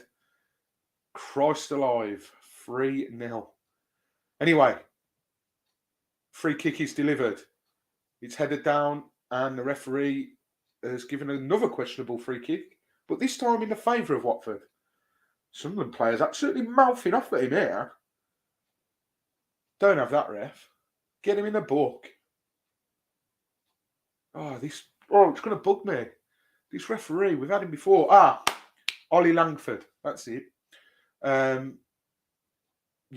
We've had him various times. Sunderland have made a change. It wasn't Gooch. It was Roberts that took that free kick. And he come on. Not a clue when he come on. Not a Scooby-Doo. And then Barr has come on as well. Genuinely, don't remember that happening. Watford have got a chance. Bio's got it on the D. It's Andrews. He fizzes a ball in, and Bio, he just misses it. I don't know if he was expecting it to come all the way through. Andrews picks the ball up again, and he's offside. Oh, man. So, Dan Hogg has said, Birmingham and Huddersfield in relegation currently. Would you fancy nicking any players from any of the relegated teams? Jamal Lewis coming on for Ken Sema, by the way, just before I answer that question. 68 minutes on the clock. Don't think we're going to be seeing him next season. Would I take anyone from Blues or Huddersfield? Oh, God. I don't think so. I mean, Blues have got Stansfield, but he's on loan from Fulham. So, in previous seasons, I'd have been tempted by Lukas Jukovic, and we almost had him. We almost sent Troy to Carven. We would have had Jukovic in return under Deutsche. Windass with the third goal for Sheffield Wednesday, by the way. But I think Juki's getting on a bit now. I think he's being held together by various tape that footballers wear as well, by the sounds of it. Don't know if he's started today or if he's made an appearance, but he looked in a bad way when he come off injured against us a few weeks ago. So the fact that they've managed to glue him together for today shows what dire straits are in. That Asian lad they signed recently, is he South Korean or something? Miyoshi, actually. He scored their goal today. He's not a bad player. As for Huddersfield, probably not. I mean, I don't know. His legs are gone a little bit now, but I'd probably Hogg if I had a gun to my head. You know, he was such a passionate player, and I really liked him at Watford. Like I say, his legs have gone now, though, and he's getting on a bit. So whether he'd actually fit into this midfield, I doubt it. But no, not anyone that springs to mind, I don't think. Rotherham, absolutely. Take Johansson all day, the goalkeeper. But a lot of Watford fans at the moment are saying how we need to go out and get him. And I completely agree. But what I think a lot of Watford fans don't realise is there's going to be a lot of clubs queuing up at the door, and it might hurt a few Watfords from pride for me to say this, but we don't have that pulling power in the Championship anymore. It's not like when you first come down to the Championship, you're a big name in the division. Everyone comes to you and they want to beat you. If they get a result, it's seen as a big result. That's not us anymore, unfortunately. That's Leeds, Leicester, Southampton, Ipswich this season. Anyone else who's up there? West Brom, they've finally got themselves back up there. A few sort of iffy seasons in the Championship, and they're back up there this season. But we don't have that pulling power anymore. So I'm sure he'll get some more some better offers, as Andrew's just similar run to his goal, but puts too much on his touch and it goes out for a goal kick. But yeah, I think Johansson definitely from Rotherham. I know that's not what you asked, but Miyoshi from Birmingham. And nobody from Huddersfield. I think Huddersfield beat us. I think it was that new manager. It was his first game in charge. And we were woeful at the time. Val was still in charge, and it epitomised the sort of state that we'd got ourselves into under Val.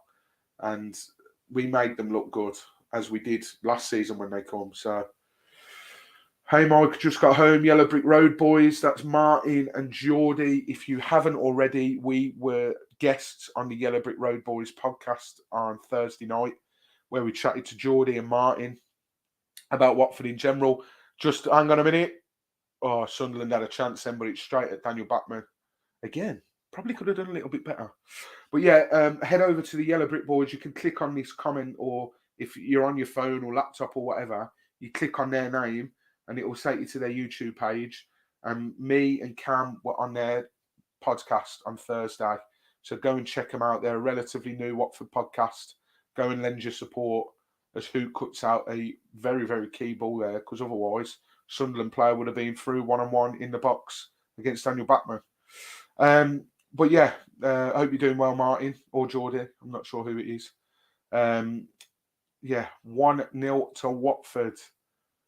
The time on my clock here on the screen is at 72:35. Can someone let me know how Wolves are getting on, please?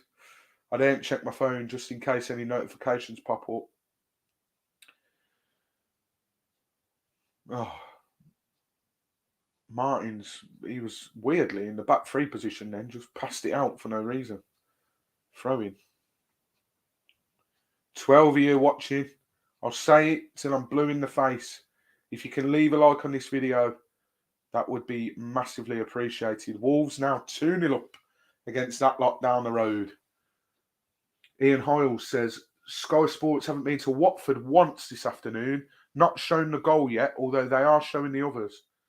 I think, Ian, that's because they know that I'm doing this on here. So whether the internet connection is a bit bad, I'm waiting for, I don't know, Simon Jordan or is Jules doing it? I'm just waiting for the call. I'm here. I'm ready. Newcastle 5-1. Sunderland coming forward now. Clark's got it on the edge. Sunderland shoot. It's blocked. Oh, just about managed to get it away. Brown Electrons has said, hey, Martins. Now, if I'm going off Brown Electrons' recent comments, then Martins has just scored. But as it stands on my screen, Sunderland are on the attack and Clark's got the ball at the moment. So if Martins has scored, that'd be brilliant because I think Martins has been quite unfortunate this season. I do feel sorry for him. He went off the boil after that Swansea game and he had a passing in the family and it's affected him quite badly. And I think he'll go back to Udinese. Obviously, he's only on loan. I think he'll go back to Udinese next season. They might be in Serie B. Who knows? Worrying times for the Pozzos at the moment. Sunderland just knocking it around and they've got it on the right-hand side. The cross comes in. Porteous with a very important clearance. Goes up the pitch. Brown Electrons now, I wish I wouldn't take him back next season. Yeah, guys, if you're watching, let me know. Would you take Martins back next season? If Watford turned around and signed him permanently, which don't rule out, by the way. I think we might see a few player trades between Watford and Udinese. Again, will obviously depend what division Udinese are in. But if Martins was one of the ones that was permanently transferred to Watford, would you be happy or would you ship him back? For me, he started the season, like I say, and he bolted out the gate, didn't he? And yeah, that Swansea game for me, I was at that game and from then he's not been the same player and obviously he's not been able to get in. He had a half-decent game against Southampton in the Cup, scored the goal, 1-1. But other than that, he's really struggled. Pollock, it was our free kick, right? Pollock's just played it backwards. Really infuriates why modern-day footballers are programmed to do that now. It's like Gareth Southgate's England. It's taking me ages to finish this beer. I think I'm nervous. Sunderland just knocking it about at the back at the moment. They've got it on this right-hand side and, yeah, you guessed it, Clark's got it yet again. They switch it over and they can come forward. They've got two men over on this left if they want to use it. They've got a man spare over on the left. They do use it. Kayembe's there and Porteous clears. Bio knees it up in the air and bloody hell, we've done really well to keep hold of the ball there and Bio, bloody hell. He'd be lucky not to knock a Boeing out the sky with that. But Martins gets it under control and Hoot's got it at the back. He'll go for his trademark diag, which reaches Asprilla. Asprilla's touch is golden, but the lino has put his flag up. So all for nothing, really. Any other scores in the Championship? What are the scores on the doors as Sunderland make two more substitutions? Wolves 2-1. That team down the road have pulled a goal back.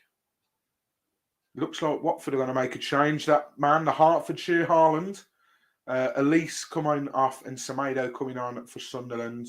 Is that McGee? No, that's not McGee. He's retired, isn't he? It's not Ross.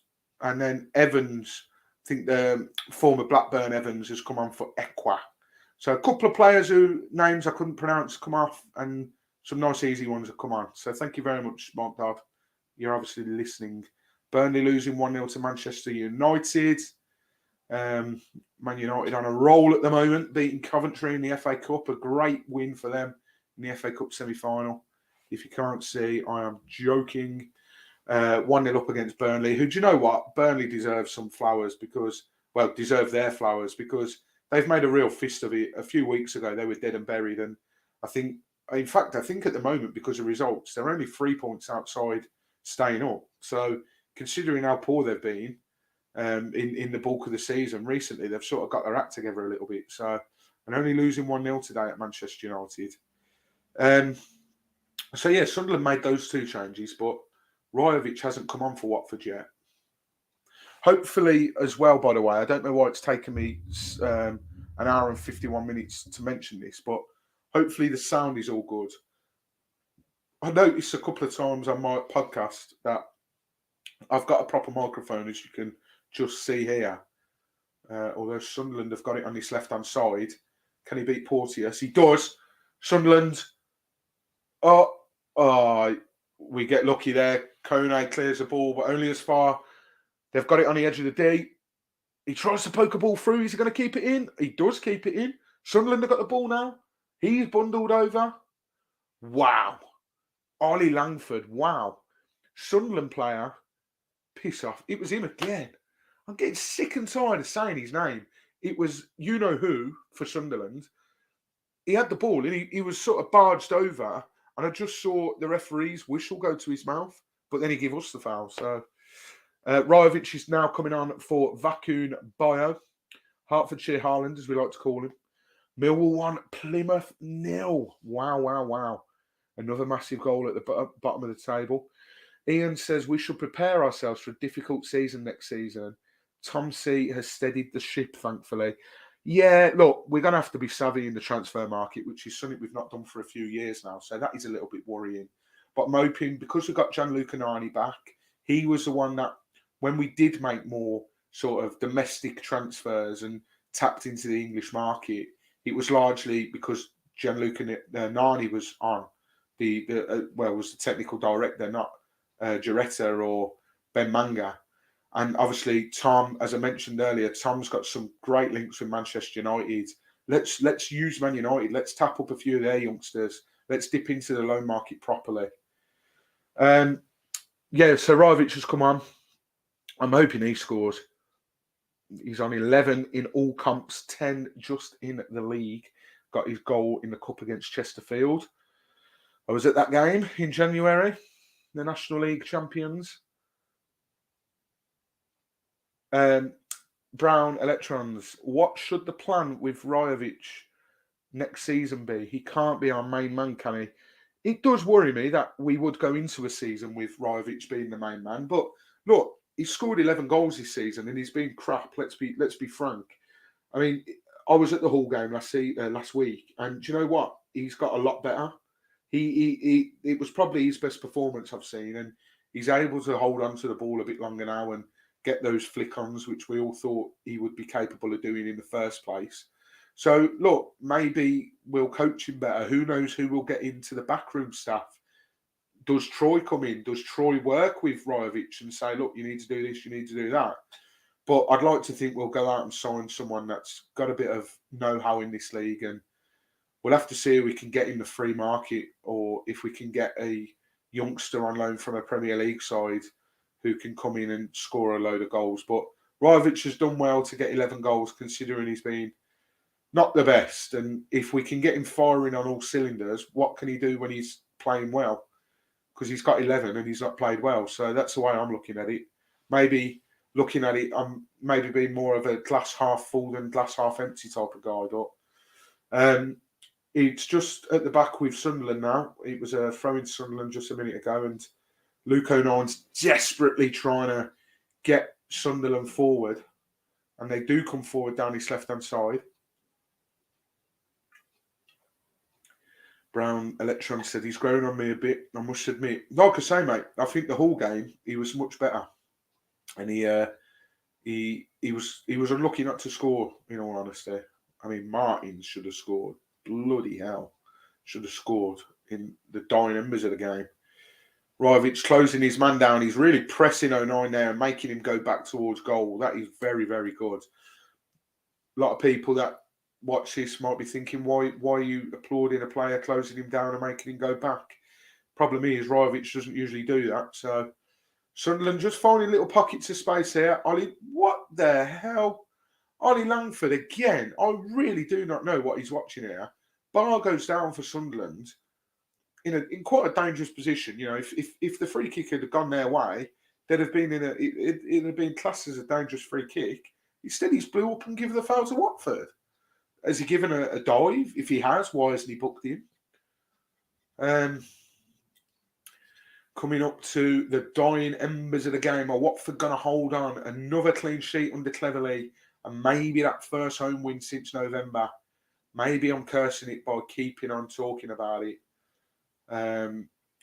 Some really interesting scores at the bottom of the table today.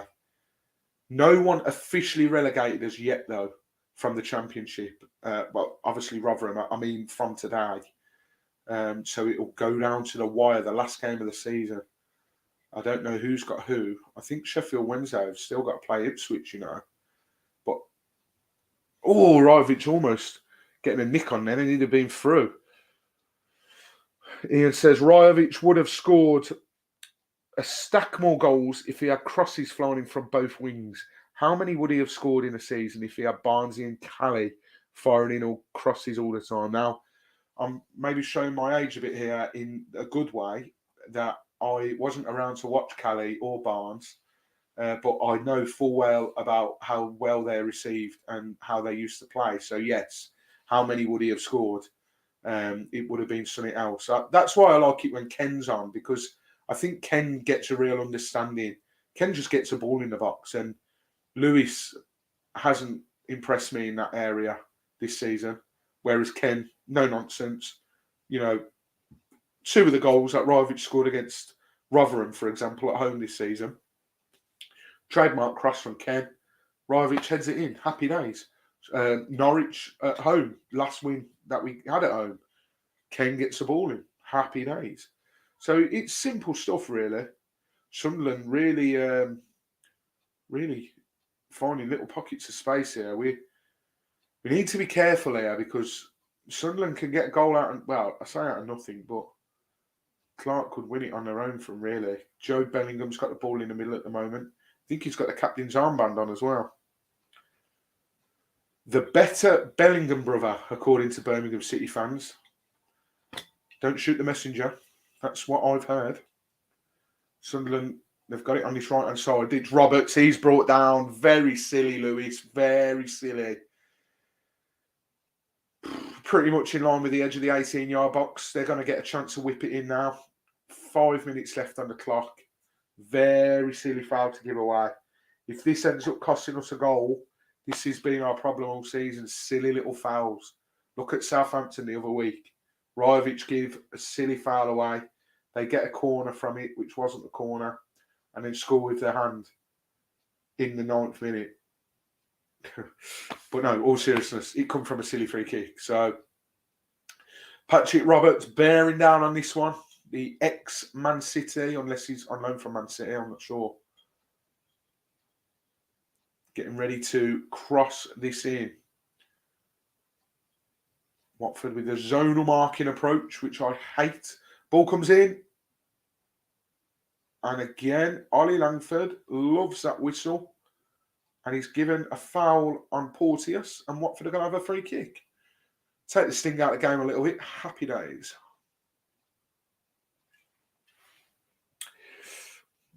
That's if he wins a header. Saying that, though, the goal he scored against Birmingham was quality. Yes, the Rajovic's goal at home to Birmingham, yeah. We are currently seeing shots at the moment, pictures of Jake Livermore stood next to Tom Cleverley getting instructions from the backroom staff. So we are going to try and... Sunderland players headed it back, and Rajovic has got on the end of it. He plays it to Andrews. The first cross is blocked. Andrews has still got it down by the corner flag, and it's gone out. What is it? A corner kick.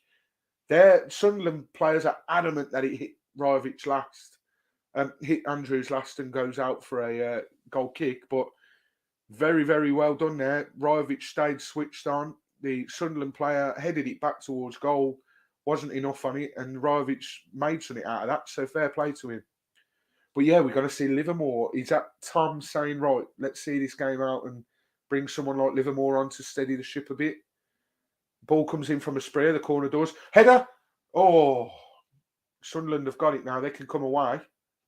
We need to be careful here, because if he plays it to his left, it's a foot race between him and Kone. Oh, he's played the ball. He's curled it round. They've got it on the right. Oh, my God. Oh, my God. Oh, my God. I realise saying "oh my god" a million times probably doesn't help paint a picture, but basically, in a nutshell, the Sunderland player played a ball. He curled it on the out with the outside of his boot. He's then in the box. He's pulled it back across for Patrick Roberts. All Patrick Roberts needs to do is tap the ball in, and it's 1-1. He runs past the ball, leaving the ball where it was. Just seeing a replay of it now. So, yeah, the Sunderland player gets it. He squares it. Roberts face plants the floor. Then number 28 gets another bite at the cherry, but Batman makes himself big, comes out and stops and makes a routine save, although it was straight at him. And then Watford clear, and I think Batman stayed down, took a whack to the face, I think. Whew, that was very, very close to a Sunderland equaliser. Burnley 1-1. They're making a really good fist of it, having been fisted all season. You get me bands down. Kids watches. Brown Electrons. Pollock has been quality this second half of the season. Would worried he was on his way out after sitting on a bench. Well, yeah, this is it. Are we seeing why he was voted young player of the season at Cheltenham and everything else? We're making the sub now. Number 18, Yasser Asprilla coming off. Bio's really not happy with Sonny. I'm just looking at the bench behind. And Bio just punched the seat. He come off a while ago, so God knows what's happened. But yeah, Yasser Asprilla, the man to come off. And Jake Livermore's going to come on, probably just to see out the game. I like that substitution. 4 minutes added on as well, by the way.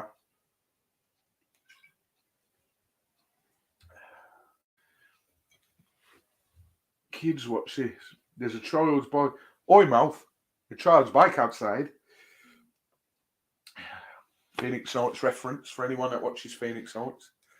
Well, not that it's on at the moment, but you know what I mean.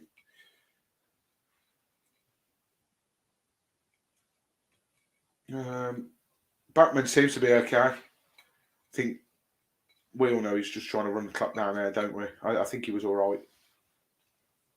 Anyway, we are back underway, and Kayembe cuts a ball out there.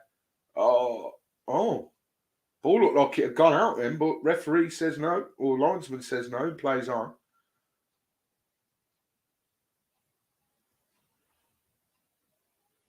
Thanks for the great stream, Mike. Have to shoot now, but it's been great. Well done. Thank you, Dan. It does help that Danny's also my best friend. Best friend, that sounded proper. Oh, friend. He's my best man at the wedding and then also my boss. So that does help. Glowing reference from the boss. Thank you, Dan. Looking forward to more. Dan says, Yellow Brick Road Boys, great show, mate. It's Martin, by the way. Lal, you are bringing Watford luck. Hopefully we win. Well, not to keep talking about it, but I've seen Watford live 9 times this season and we haven't lost. Granted, this isn't live because I'm sat in my living room in Lincolnshire and it's on the TV, but obviously that good luck has transported through the television. So I'll absolutely take that. 92 of the 94 played already as Kayembe goes through the back of some player then, but the referee seems very content to just play on. Watford going to hold on for their first home win since November. Yeah, I really, really hope so. I would be gutted if Sunderland scoring the dying embers here. I seem to remember, if anyone casts their mind back, first season back in the Premier League, 15-16, under Quique Sanchez-Flores, our last game of the season, 2-2 against Sunderland. And Troy Deeney scored a penalty and Jordan Pickford was in goal for Sunderland that day. So I will always stick out in my memory for some reason. I was at that game as well. So hopefully history doesn't repeat itself and Sunderland go on and get a equaliser. As a Sunderland player is just down at the moment. Basically, the ball come in, Batman went out to claim it, and I think he just knocked the player and he landed awkwardly on his back. He's back up now. But 3 minutes of the 4 plays, don't be surprised if an extra minute gets played. No more score updates yet in the bottom left of my screen from other games. I am very thankful as well. This has just dawned upon me that the stream has not played up once with me watching it, which is great because it usually does. As Backman plays the ball up in the air, the scoreboard has now disappeared off the screen though, so I don't know how many more minutes we've got to play. Don't know why they've done that. Hive Live, sort it out. Kayembe's got the ball in the middle of the park. He plays a brilliantly chip ball over. Oh, it's back. There we go. The scoreboard is back. There's 3 minutes and 40 seconds played, but don't be surprised to have extra added on. Rajovic lost the ball there. 2-1 Wolves, final score. Brilliant. Luton, another step closer to being back in the Championship. As Sunderland have the ball on this left-hand side, they come in. Porteous is a brick wall. He gets in the way. Ballard is dispossessed. The referee says no penalty as Sunderland are desperately screaming for one. And Sunderland are really throwing the kitchen sink at it. We've played the 4 minutes now. He's going to add on a little bit more because of that injury just. But surely this has got to be the last attack of the game. Cross tries to come in, but Rajovic sticks a leg out and it's blocked. Sunderland are going to have a throw-in on the halfway line. Come on, ref, blow that whistle. Last home game of the season. End on a high with a win. Level on points with Sunderland as it stands. And is that the ref blowing the whistle? It is. Full time. Watford 1. Sunderland 0. Brilliant stuff. Our first ever watch along, and it ends in a Watford win. That goal, thanks to Ryan Andrews. Coming on at half time, a brilliant ball from Kone. Andrews on the end of it, hits it first time and beats Anthony Patterson. Brilliant. Wasn't a classic, but it'll do. Absolutely Brown's electrons. Yeah, absolutely brilliant. Thank you so much, guys, for watching along with this. It's been my first ever watch along. I've never done one before, and yeah, I hopefully it went well. Hopefully you enjoyed it. If you have, drop a like.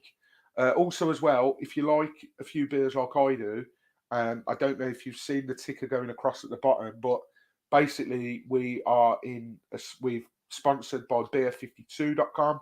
If you head over to that website that's just at the bottom now, beer52.com/Vic, VIC, all you have to do is pay for the postage, which I think is £5, and you get a free case of 8 beers, as well as 2 snacks.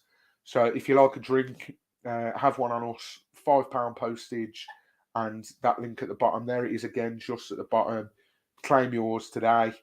Ian says, cheers, Mike. Have a great night and a few more Asahis. Yes, absolutely, I will. I've got another one here. I don't know why it's taken me so long to drink that one, to be honest. But yeah, thank you very, very much for watching. It's been great doing this. As I say, I'm hopefully going to do some more of them next season. And yeah, Middlesbrough away next week. We'll be doing a podcast reacting to this game on tomorrow. It could well be me and Ben. And we'll be back to do a Middlesbrough preview as well. And we'll do a Middlesbrough post-match reaction as well. Just to run through some scores for you. Huddersfield 1, Birmingham City 1. I'll only run through the important ones. Blackburn 0, Coventry 0, Sheffield Wednesday 3, West Brom 0. That's a massive, massive result. Millwall 1, Plymouth 0. Another big result. So the state of play at the moment is the bottom 3 is Plymouth. 20th is Sheffield Wednesday on 50 points. 21st, Plymouth on 48 points. 22nd, Birmingham, 47 points. Huddersfield, 23rd on 45 points. So, yeah, it's going to go down to the last game of the season, basically. But yeah, thank you very, very much for watching. It's been great doing this. Leave a comment if you're watching this back. No idea why you'd watch this back, but if you are watching it back, leave a comment, leave a like. And don't forget to hit that subscribe button as well. And we'll be back doing some more of this stuff next season. But thank you all for watching. Enjoy the rest of your Saturday evenings. Enjoy the rest of your weekends. And come on, you Orns.